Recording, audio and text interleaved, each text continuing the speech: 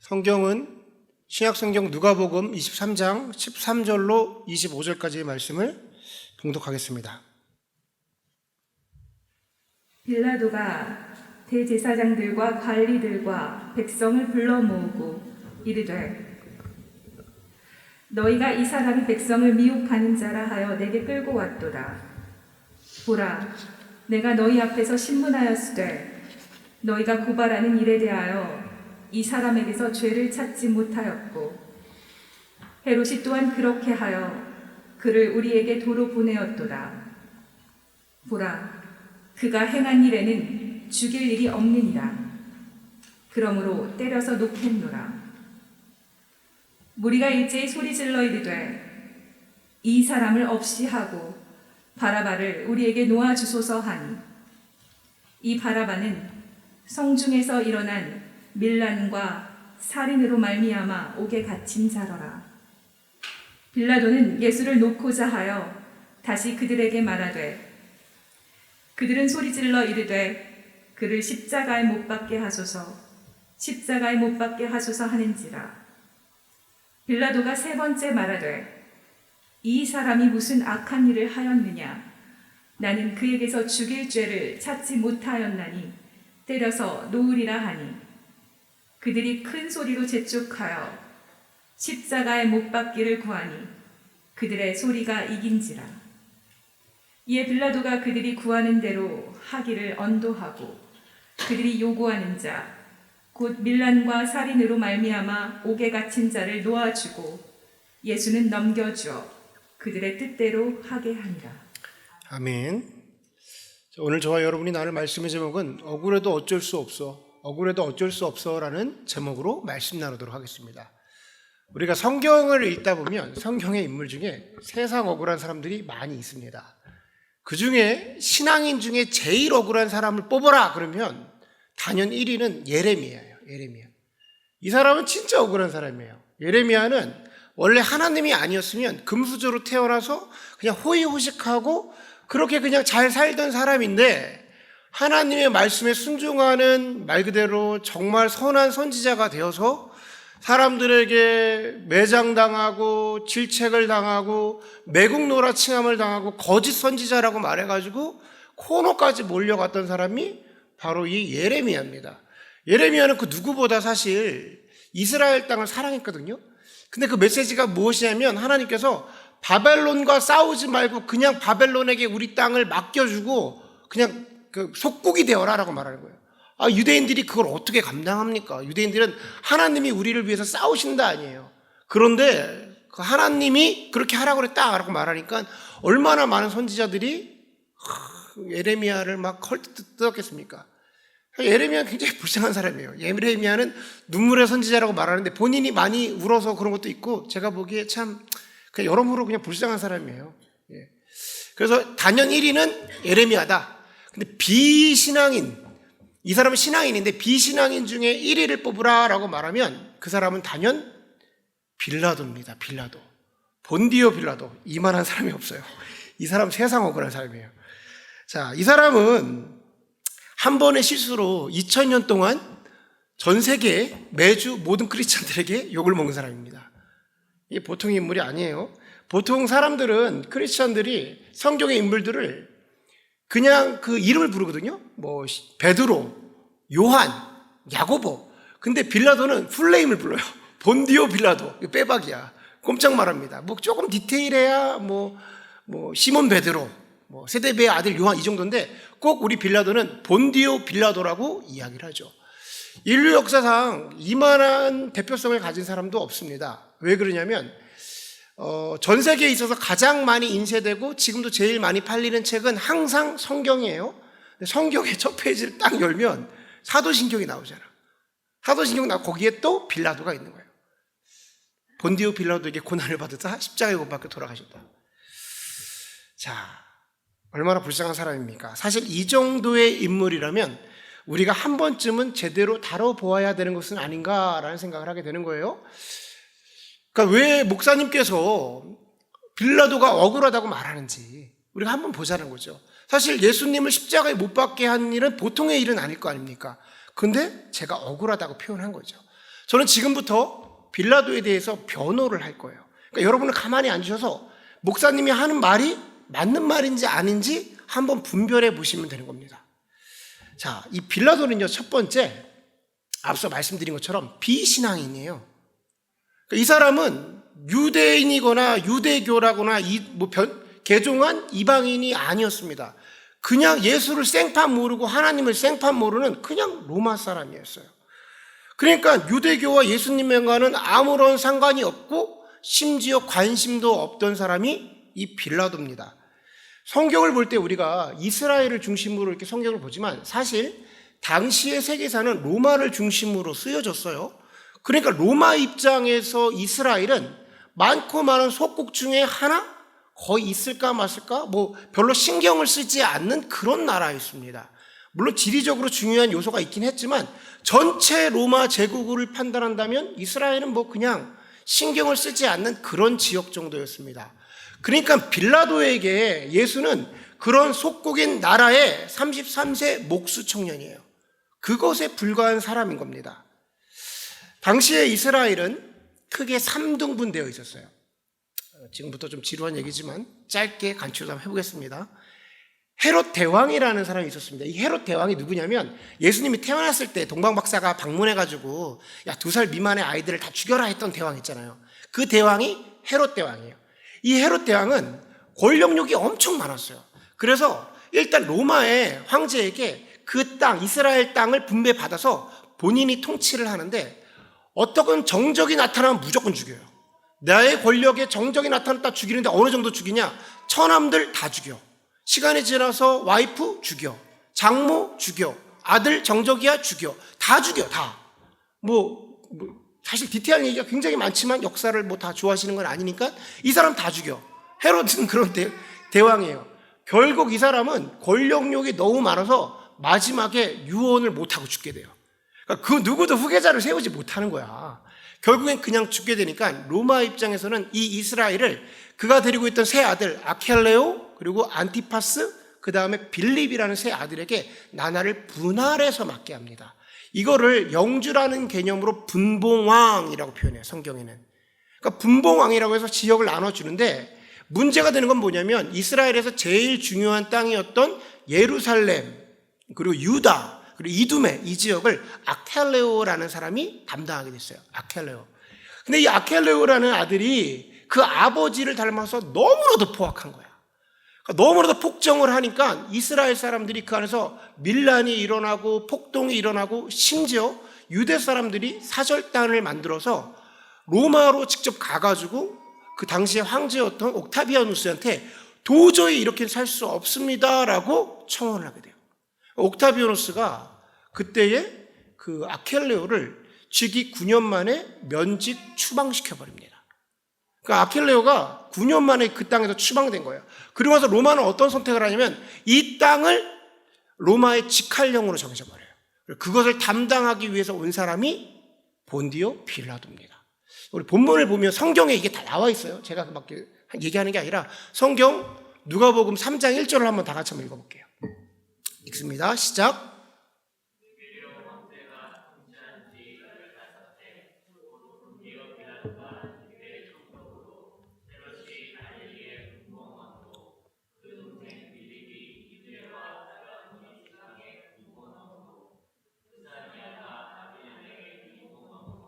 아멘. 이런 게 있는지 모르셨죠? 우리는 이런 거 그냥 쑥쑥쑥쑥 지나가잖아. 쑥쑥쑥. 모르는 사람 나오면 쑥쑥쑥. 자, 그런 일이 이렇게 해서 지금 나눠져 있다라는 거야. 근데 그 중요한 땅에 빌라도, 본디오 빌라도가 로마를 대신해서 왔다. 이게 무슨 소리냐? 빌라도는 공무원이었다는 소리예요. 공무원. 헤롯 안티파스랑 빌립은 분봉왕이고 자기가 영주여서 그 땅의 왕이야. 그러니까 다 올라왔어. 거기서 그냥 호의호식하고 먹고 살면 되는 거야. 그런데 빌립보는 그러하지 않았다는 겁니다. 빌립보는 나라에서 파견을 받아서 업무를 받은 공무원이기 때문에 그 땅에서 해야 할 일을 하고 임기가 지나면 좀 더 좋은 자리로 파견직을 받아서 로마로 돌아갈 사람이었어요. 그러니까 빌라도가 해야 할 일은 단 2가지밖에 없었습니다. 로마가 지시한 건 2가지예요. 아주 간단합니다. 첫 번째, 세금을 잘 징수해서 로마로 전달하는 것. 두 번째는 폭동이 일어나지 않게 하는 것. 폭동이 굉장히 중요해요. 자, 로마는 이스라엘에게 바라는 게 없어요. 그냥 평안하게 세금만 내면 돼. 이게 제국이 하는 얘기죠. 그러니까 폭동이 일어나게 되면 세금도 거둘 수 없고 여러 가지 일들이 벌어지는 거야. 사실은 이 자리는 굉장히 편한 자리입니다. 폭동만 일어나지 않으면 돼. 그런데 이게 빌라도의 가장 큰 약점이었어요. 그래서 대제사장들과 종교 지도자들이 예수를 끌고 빌라도에게 간 거예요. 담당 구역이 누구냐면 갈릴리 사람이기 때문에 헤롯에게 가야 되는데 헤롯은 이 일에 관심이 없어. 그러니까 헤롯은 항상 무슨 종교 일을 갖고 오면 야, 니네 유대 사람들 니네가 알아서 해 라고 말해버리는 거예요. 근데 유대 사람들은 자기네끼리 재판은 할 수 있으나 사람을 죽일 수 있는 법은 없어요. 사형 선고를 내릴 수 있는 건 로마법에서만 가능하기 때문에 이 종교 지도자들이 이 사람을 데리고 빌라도에게 데리고 가는 것입니다. 그러니까 정치적인 이유로 재판을 걸게 되는 것이죠. 자, 오늘 본문을 보면 본문 1장과 2절 본문 1절과 2절 한번 다 같이 읽어볼게요. 1절과 2절을 읽습니다. 시작.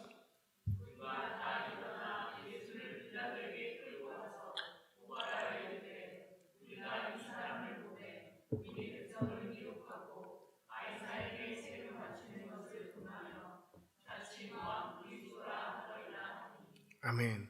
자, 어차피 빌라도는 예수에게 관심이 없었단 말이에요. 그랬더니 대제사장들이 데리고 와서 그에게 재판을 거는데 뭐라고 말하냐면 그가 사람들을 미혹하고 선동했다라는 거예요. 지금 폭동을 일으키려고 선동했고 가야사에게 세금을 바치는 것을 금하며 자칭 그리스도의 왕이라 했다는 거예요. 그 땅의 왕이라고 했다는 거죠. 빌라도가 이 얘기를 들으면 재판을 안 할 수가 없어요. 빌라도는 공무원이라고 그랬잖아. 그러니까 이런 사안 두 가지만 해야 되는데 폭동을 일어나지 않게 하는 것과 세금을 징수한 두 가지가 다 걸렸어. 그러니까 재판을 열 수밖에 없는 상황이 벌어진 거예요. 그러니까 관심 없는 재판, 어쩔 수 없는 재판을 열어줄 수밖에 없는 것이죠. 그러니까 빌라도 입장에서는 어쩔 수가 없는 상황이었다라는 겁니다.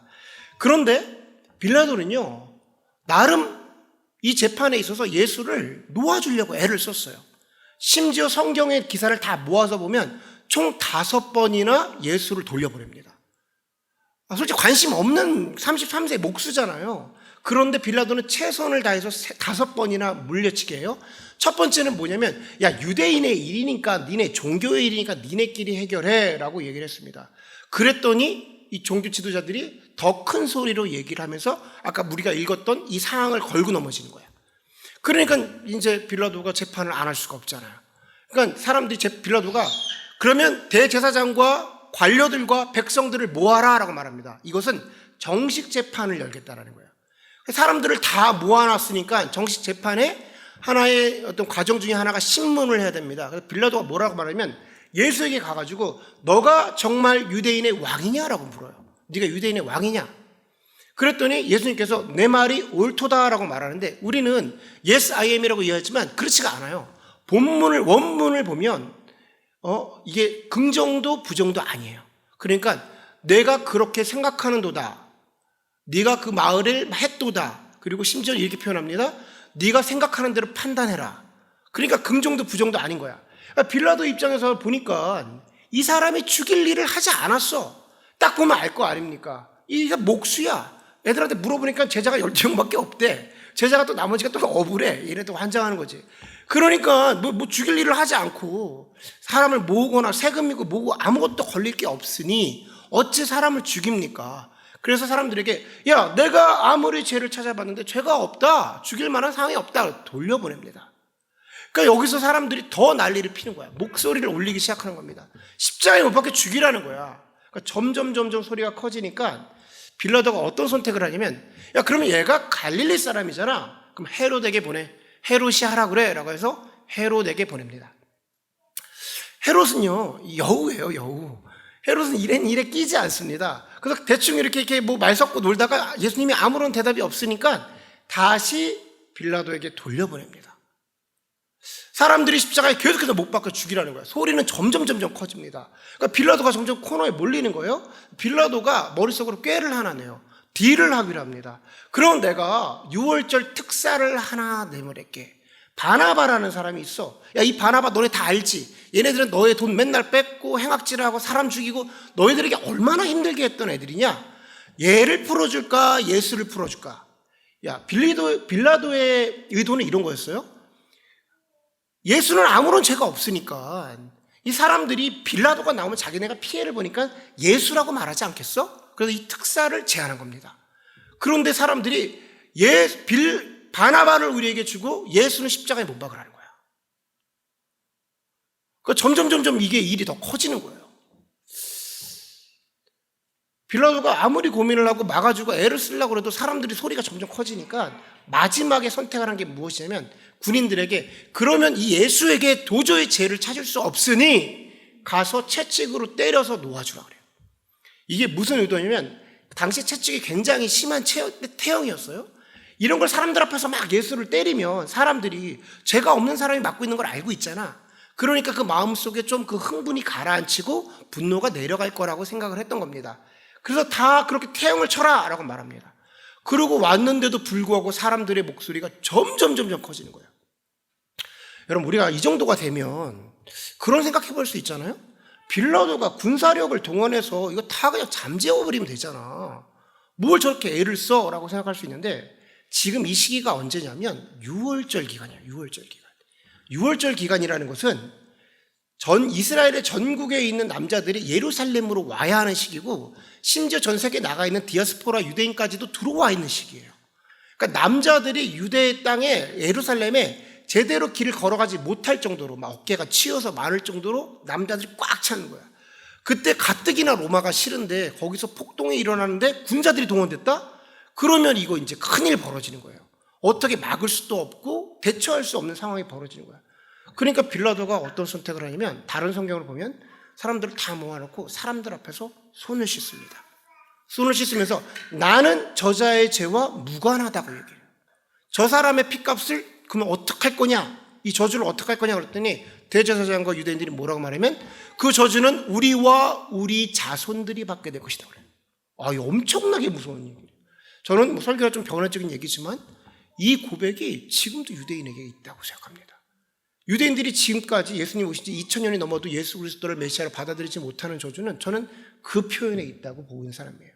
왜냐하면 예수 그리스도를 우리 구세주로 받아들이는 것이 엄청난 축복이잖아요. 그런데 그걸 지금까지도 누리지 못하고 있는 게 유대인들이라는 거예요. 그렇게까지 고백을 했다는 거예요. 손을 씻으면서 나에는 이거 무지하다라고 얘기한 겁니다. 여러분, 이 정도 되면 빌립보는 할 만큼 하지 않았습니까? 빌립보는 진짜 할 만큼 했잖아요. 5번이나 하고 최선을 다하고 관심도 없는 33세의 목수 아니야. 그런데 그를 보호해 주려고 로마의 최권위자가 계속해서 그를 보호해 주었단 말이에요. 그런데도 사람들이 난리고 더 이상 지나가면 내가 곤란해져. 그러니까 십자가에 내어 주었습니다. 여러분은 어떻게 생각하세요? 만약에 제가 빌라도면요, 예수님에게 좀 죄송하긴 한데 2번 정도 하고 십자가, 바로 십자가. 왜냐하면 그와 내가 상관이 없으니까. 여러분은 빌라도를 어떻게 보십니까? 빌라도가 죄인인가요? 빌라도가 진짜 솔직히 죄인인가요? 이제 변호사 그만하고 목사로 들어가겠습니다. 빌라도는 죄인입니다. 억울해도 어쩔 수 없어. 이거 하려고 제목을 이렇게 적었어요. 억울해도 어쩔 수 없어. 빌라도는 죄인입니다. 죄인입니다. 안타깝죠.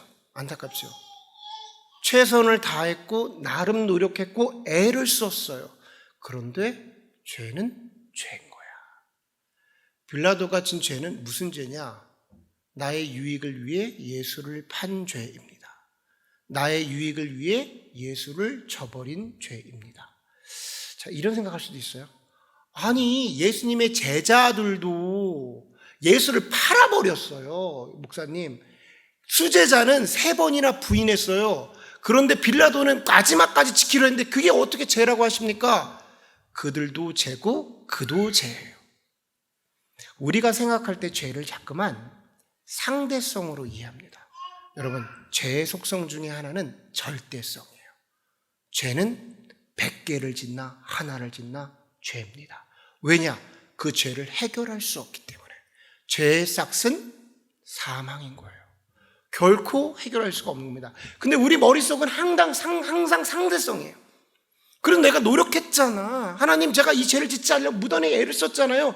내가 나름대로 피 흘리면서 싸웠어요, 주님. 그래도 죄는 죄인 겁니다. 제가 중학교 3학년 때 그 야한 비디오를 처음 접했어요. 저희가 19금 설교하면 안 되는데 우리 담비도 왔는데 아이고 담비야 하지마. 중학교 3학년 때 야한 비디오를 처음 접했는데 뭐 빠르면 빠르다고 말할 수 있고 늦다면 늦을 수도 있습니다. 근데 좀 당시의 아이들 사이에서는 좀 늦었어요. 왜 그러냐면 뭐 기회도 별로 없었지만 저 또 교회에서 자란 사람 아닙니까? 교회에서 자란 사람이어서 제 마음속에 성령님이 주시는 죄가 죄로 여겨지는 그런 느낌이 좀 있었어요. 뭐 그래서 되게 선한 건 아니고 겁이 났던 거죠, 당시에. 그때 접하고 나서 뭐 그렇게 선호하진 않았는데 어떻게 막 그 혈기가 넘치는 학생이 그걸 피하고 살아갈 수 있겠습니까? 막 수군대고 뒤에서 흠칫흠칫 지켜보고 그랬었어요. 그렇게 청소년기를 지나다가 대학생이 돼가지고 유학을 와가지고 지나다가 그 인터넷에서 야한 사이트에 들어가게 됐어요. 보통 남자들이 야한 비디오를 보기 위해서 팝콘 들고 와서 콜라 갖고 보는 사람들은 없어요. 무슨 소리냐면 어쩌다 배너 타고 들어가다가 뭐 누르다 보다가 들어가는 거야. 중요한 건 들어가면 나오지 못해. 그래서 야한 동영상을 보고 나는데 마음속에 하나님이 너무 불편함을 주시는 거예요. 아, 진짜 너무 불편함을 주시는 거예요. 이렇게까지 불편함을 주셔야 되나 싶은데 내 영혼이 죽게 생겼어. 진짜 표현입니다. 그래서 제가 이 교회를 달려왔어요. 참, 동영상 끊자마자 이 교회를 달려왔어. 당시에 이 교회입니다. 이 교회. 제가 대학생 때. 이 교회가 당시에는 여기 주황색 카페트여서 두꺼운 거. 들어오는데 하나님의 위엄이 저를 눌렀어요. 이게 은혜고 뭐 영광이고 이런 게 아니라 위엄이 저를 눌렀어요. 그래서 제가 저 노란색, 왜 노란색을 기억하냐면 그때 내가 노란색에 자빠졌거든? 엎드려졌어요. 일어나지를 못하는 거야. 시편을 보면 다윗이 죄로 인해서 내 영혼의 진액이 새합니다라는 표현이 있어요. 내 몸을 누르시는데, 위에서 이렇게 누르시는데 막 구토가 나올 것 같고 막 그런 거야. 그런데 내 마음속에 하나님 무서운 것도 있고 억울함이 있는 거야. 억울함. 무슨 억울함이냐면 제가 그때 하나님한테 이렇게 고백했어요. 정확하게. 하나님, 내 친구들은 맨날 봐요. 하나님, 내 친구 맨날 봐요. 진짜 나 한 번 봤어. 이렇게까지 하셔야 됩니까? 진짜 이렇게까지 하셔야 됩니까? 왜냐면 내가 억울한 거야. 나름대로 내가 싸움이 있었거든요. 이렇게까지 하셔야 됩니까? 그런데 그때 아주 선명한 음성. 보통 음성이 막 1년, 2년 막 이렇게 더디기로 하는데 그 순간 바로 난 한 번도 싫어. 예수님이 하신 말씀이 뭐냐면 난 한 번도 싫어요. 내가 분명 그랬거든요. 나는 친구들이 100번, 1000번 봐. 걔네 맨날 봐. 그래서 한 번 봤어요. 지금 이렇게까지 하셔야 돼요? 한 번도 싫어. 이게 예수님이 저에게 주신 대답이에요. 하나님의 가지고 있는 죄에 대해서 바라보시면 절대성입니다. 절대성. 100번을 하고 1000번 한 죄인이 있어. 나 한 번 했어. 우리는 나름 노력하고 애쓰고 수고하고, 그런데 하나님 보시기에는 똑같은 죄인인 거예요. 똑같은 죄인인 거예요. 왜냐하면 결코 그 죄를 해결할 수가 없기 때문에. 해결할 수가 없기 때문에. 여러분, 그렇게 보면 우리 예수님께서 십자가에 못 박혀 돌아가신 일이 얼마나 대단한 일입니까? 이 죄를 우리가 살아가면서 어떤 종류의 죄가 여러 가지가 있지만 얼마나 많고 적어요. 경중도 있을 수 있다고 생각해요. 중요한 건 그걸 우리는 해결할 수가 없는데, 결코 해결하지 못해서 죄의 싹은 사망인데 예수 그리스도의 십자가의 보혈로 이 문제를 해결해 주신 거잖아요. 우리가 깨달아야 되는 것은 뭐냐면 죄의 속성 중에 절대성이 있다는 거예요. 우리가 이거를 놓칠 때가 많이 있다는 겁니다. 지금 우리는 사순절 기간을 지나고 있어요. 우리가 법에 보면 십자가 옆에 스토리 보라색이 있잖아요.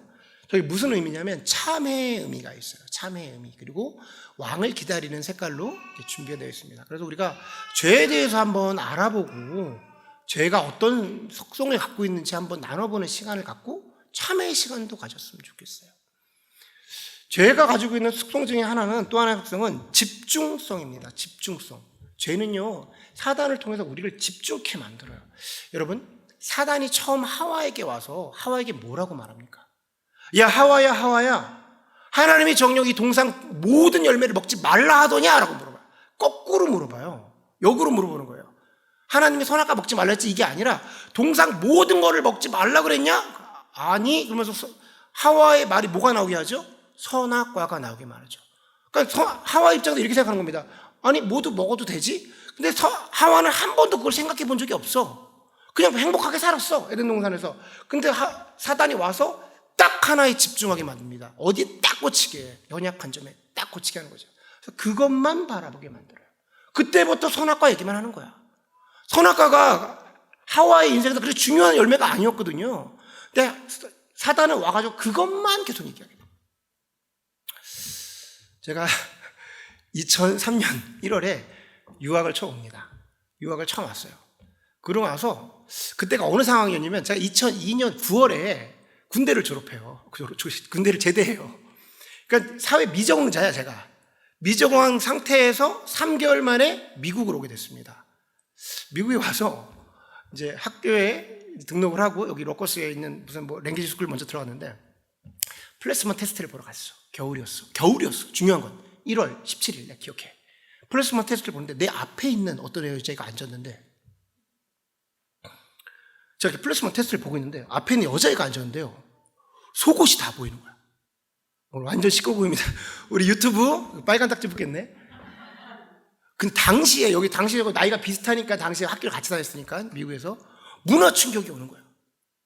2003년도입니다. 근데 그 어떤 속이냐면 약간 이제 끈 팬티 같은 건데, 아이들이 이게 바지를 내리고 다녔어, 당시에. 근데 저는 군대 제대한 지 3개월 만에 왔잖아. 제가 뭐라고 생각하냐면, 제가 술집 다니는 여잔가 보다. 진짜입니다, 진짜. 그래서 학교를 다니더라도 쟤랑 만나면 안 되겠다, 정말 조심해야겠다라고 생각했어.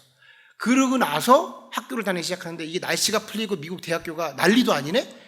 그 추리닝 같은 거 있잖아요, 기숙사에서 핑크라고 써 있는 거, 지금 엉덩이에 핑크 써 있는 거, 거기에 막 속옷이 다 보이는 거야.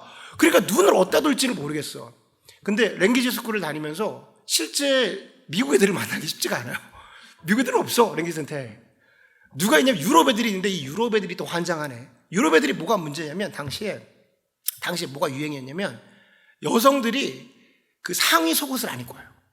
그게 유행이었어. 그러면 남자들이요, 환장하는 거야. 좋아서 환장하는 게 아니고, 눈을 어디다 둬야 할지를 몰라요, 실제로. 그러니까 이게 눈을 마주보면서 영어를 하다가 영어를 못하니까 고개를 숙이면 얘가 가슴을 보일 거라고 생각하고 다시 눈을 들고 막 어떻게 해야 할지 모르는 거야. 그러니까 막 불편하고 어떻게 할지 모르고. 문제는 언제 발생되냐면, 제가 그렇게 그 기간을 지나고 신학교를 들어가서 맨하탄으로 학교를 다니기 시작합니다. 맨하탄 학교를 가는데, 아침에 저희 학교가 있는 곳이 어디냐면 다운타운에 있는 브로드웨이였어요. 그러니까 아침에 거긴 관공서가 많아서 사람들이 엄청 많아, 빼곡해. 거기를 지나가다 보면 놀라운 일이 저에게 벌어집니다. 무슨 일이 벌어지냐면, 한 200m 전에 있는 여성이 속옷을 안 입고 오는 걸 보여요. 이거 안 믿네. 저는 사실 눈이 좋지만 그 정도까지는 아니야. 제가 말하는 건 무슨, 저 200m 저기서 그 많은 사람들 중에 한 유럽에 있는 여인이 속옷을 안 입고 오니 보여. 신학교를 가고 있는데 내 귀에는 찬양이 들려오고 있어. 말씀을 배우러 가는데 어떻게 해야 될지 몰라서 하늘을 보고 가기도 하고 땅을 보며 가기도 하고. 제가 그때 깨달은 게 있습니다. 다윗은 밧세바를 보고 싶어서 본 게 아니에요. 다윗은 밧세바를 보고 싶어서 본 게 아니에요. 사단이 눈을 열어줬어.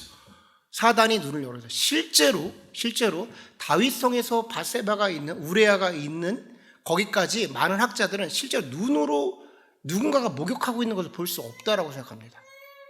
학자들이 이렇게 얘기해요. 그리고 중동의 여인들이 밖에서 목욕하고 싶다고 목욕물을 받아서 목욕하는 여인이 어디 있어요?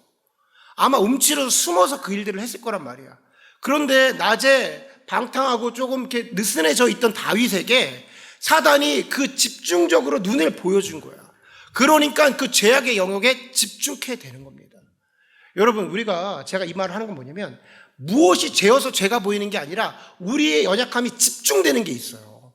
예를 들어서 이렇게 생각합시다. 어떤 사람이 명품을 좋아해. 명품이 죄가 아니잖아요. 이쁘고 뭐 살 수 있으면 사면 되죠. 명품이 죄가 아닌데 그것에 매여 사는 사람이 있어요. 그것만이 사람들을 평가하는 것이고 그것 때문에 내가 뭐 살아가는 삶의 목표이고 내가 돈 버는 이유가 그거고, 근데 신앙인인데 그렇게 함으로 그것 때문에 다른 것을 못 하시는 분들이 있어요. 근데 그분은 어떻게? 교회 와도 누가 그 가방 맸잖아, 어디 뭐 누가 친구 만나도 야 걔 그거 했잖아, 진짜래 가짜래부터 시작해가지고 그냥 사람을 판단해 그거야. 어떤 사람은 집이기도 하고 어떤 사람은 어떤 뭐 그 사람의 지위 권력일 수도 있고. 우리나라 말에 그런 얘기가 있어요. 신발 사러 가는 나는 다른 사람 신발만 보인다. 내가 죄에 빠지면요 그것만 보여. 인터넷을 해도 그것만 보여. 수많은 광고가 있어도 걔만 보여. 걔만 보여. 우리를 계속해서 미혹해 하는 게 있어요. 그게 뭐냐면 죄가 우리를 집중케 하나로, 그리고 나오지 못하게 하는 거예요. 여러분, 죄는 저만 경험한 게 아니기 때문에 여러분들이 이런 얘기를 할 때 여러분들의 약점을 이미 여러분들이 알고 계십니다. 내가 어디에 반응하고 있는지 거기에 반응케 한다라는 거예요. 또 하나의 죄의 모습 중에 하나가 죄의 확장성입니다. 확장성. 자, 하와가 선악과를 먹습니다. 그리고 뭘 해요? 아담을 부르죠. 왜? 선악과가 너무 맛있어서? 선악과 먹어보니까 야 장난 아니야, 막 대박, 네 먹어봐. 이거 아니겠죠. 두려웠습니다. 하와가 엄청나게 두려웠어요. 이 선악과를 먹는 순간 나에게 하나님의 영광이 나간 것을 알게 됐을 거예요. 그러니까 바로 뭘 했냐? 아담에게 줍니다. 죄는 우리에게 공포심을 주는데 그 공포심이 어떻게 작용하냐면 함께 하자 그래요. 함께 하자. 죄의 평준화를 시켜버립니다. 평준화를 시켜버려요. 죄가 아무것도 아닌 거로 만들어요. 그래서 우리는 성령은 죄가 죄로 여겨지는 은혜를 주는데 사단은 죄가 아무것도 아닌 걸로 만드는 역사를 해요. 걔네들이 놀지 않아요. 계속해서 일을 합니다. 여러분, 가끔마다 그런 얘기 나와요. 뉴스 기사를 보면 청소년들 처음 성관계를 맺는 시기, 뭐 이런 뉴스 계속 나와요. 뭐 그게 학습 자료라고 말하기도 하고 막 우리가 알아야 되는 조사 자료라고 해서 나오기도 해요. 그럼 뭐 15세 그리고 뭐 16세 막 이렇게 나와. 그러면 이거 보면서 내가 이상한 것 같아. 왜냐면 데이터잖아. 그러면서 이런 게 별거 아닌 게 되는 거야. 별거 아닌 게 되는 거야. 혼전순결, 대학생들, 뭐 성관계를 가진 사람들 이미 뭐 93%. 그러면서 이 시대가 어떻게 되냐면 그런 거지. 시대가 바뀌었지. 무슨 고리타분한 소리를 해? 혼전순결 같은 게 어딨어. 만나보고 잘 맞으면 사는 거지. 인간적으로 그런 생각이 드는 거야. 얘기를 하는 거야. 계속해서 죄가 확장되는 거야. 내가 죄를 짓고 나서 저 사람도 그렇게 살지, 모두가 그렇게 살아, 남들도 그렇게 살아, 유별 떨지 마, 이렇게 가는 거야. 여러분, 사단이 우리에게 주는 건요 죄를 가지고 계속해서 퍼뜨려. 근데 만약에 내가 그 죄를 졌어, 이게 참 죄라고 표현해서 죄송합니다, 죄성이라고 표현할게요. 뭐 어떤 문제를 갖고 죄라고 표현하기가 제가 힘드니까. 그런 죄성을 갖고 있으면 동일합니다. 남들도 그냥 그렇게 그 수준이었으면 좋겠다. 하향 평준화를 만들고 싶은 거예요. 이 죄의 확장성이에요. 연장해서 나가면 죄의 담대성이 있습니다. 담대성. 죄를 짓게 되면 그렇게 확장시키면서 내 안에 내면화시켜버려요. 정당화시켜버리는 거예요. 여러분,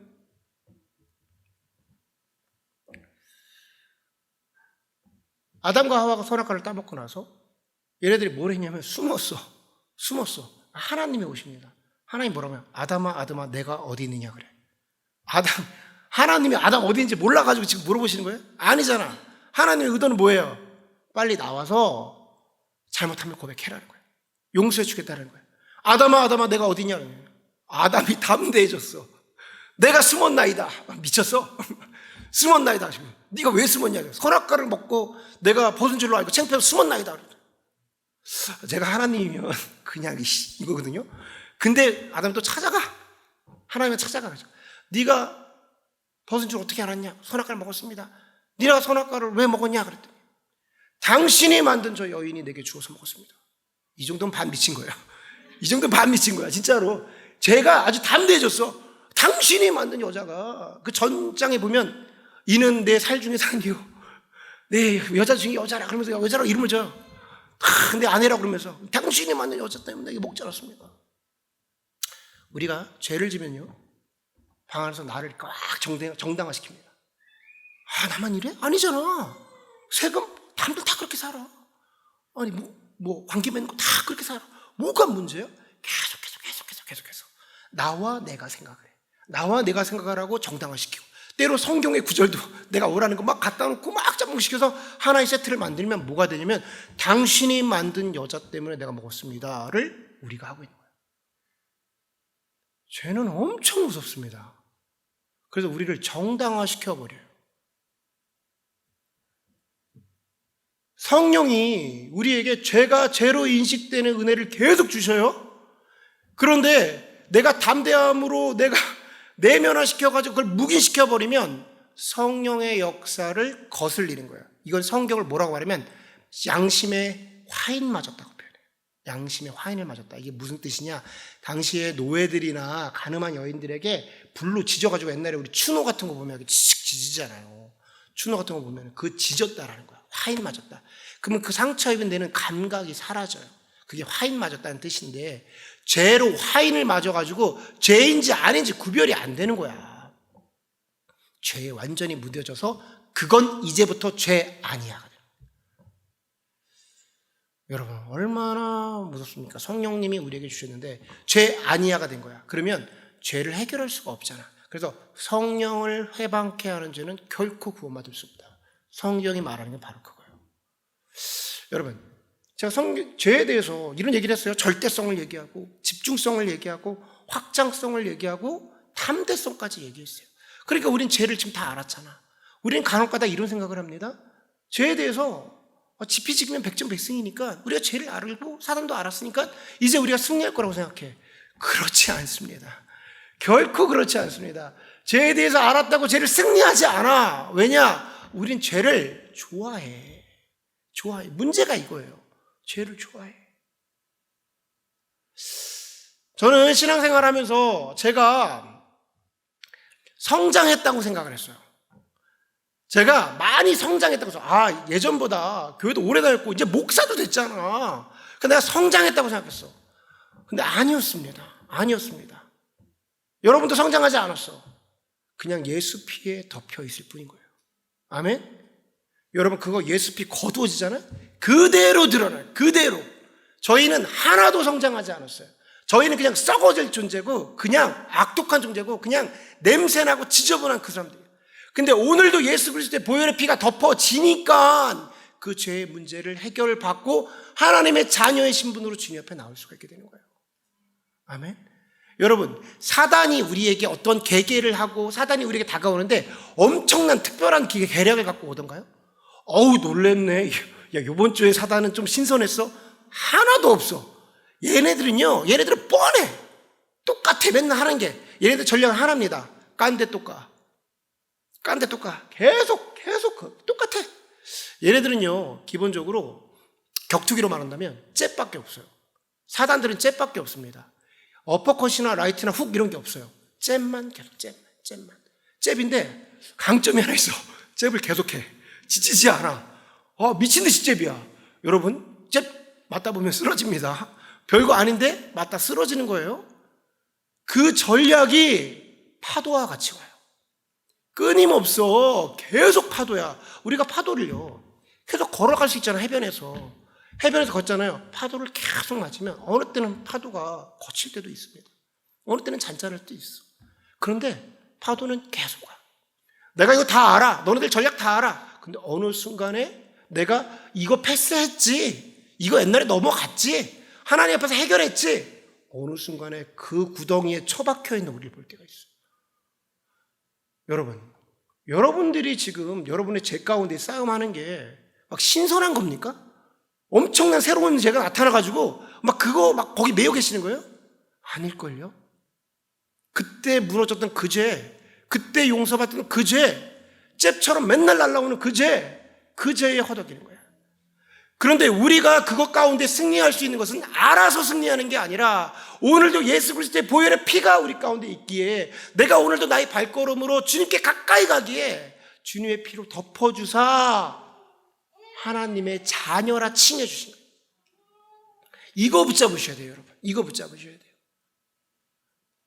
사단이 오는 전략은 하나입니다. 우리의 전략도 하나예요. 날마다 죽게로 가겠습니다. 주님, 예수 그리스도의 십자가의 그 보혈로 나를 오늘도 덮어주셔서 나의 못난 것, 나의 죄성, 내가 자꾸만 세상 가운데 반항하는 것 덮어주시옵소서. 덮어주시옵소서. 그래서 하나님의 자녀로 주님 안에 있는 것이 가장 평안합니다 라고 고백해요. 여러분, 다시 제가 여러분한테 말씀드립니다. 우리는 신뢰의 대상이 아니에요. 앞에 있는 목회자도 신뢰의 대상이 아니고 여러분들이 거기서 무엇을 하셔도 아무리 신실하셔도 신뢰의 대상이 아닙니다. 사람은 그냥 국률의 대상인 거예요. 아멘? 우리가 서로 바라보면 뭐 죄인이야 이게 아니라 나처럼 저들도 힘들어. 그래서 그들에게 오늘도 예수 그리스도의 보혈이 있어야 돼 라고 성숙되신 분들은 기도해 줘야 되는 것이고, 공동체는 공동체를 위해서 기도해서 우리 모두가 이 참 좋은 교회가 예수 그리스도의 보혈의 피로 덮어져서 사단이 1점 틈타지 못하는 일들이 우리 가운데 있어야 되는 겁니다. 아멘.